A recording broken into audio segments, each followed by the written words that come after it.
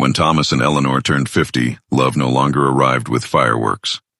It came softly, like morning light slipping through thin curtains.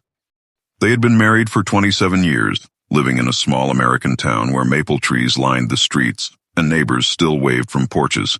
Their children had grown and moved away, leaving behind quiet bedrooms and framed photographs on the hallway wall. At first, the silence felt heavy. Later, it became a gift. Every morning Thomas brewed coffee while Eleanor stood by the window, watching birds gather near the feeder.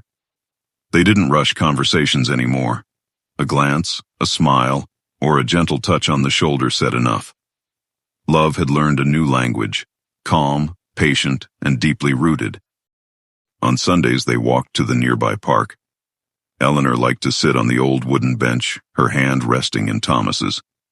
The bench had been there since their children were small, worn smooth by years of waiting parents and tired grandparents. Thomas would talk about his garden plans, and Eleanor would laugh, reminding him how he once forgot to water the roses.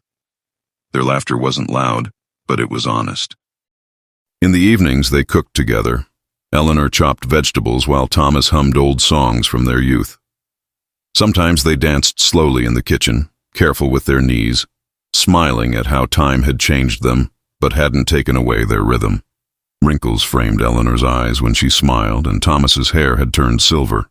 But to each other, they were still home. There were memories of hard years, too.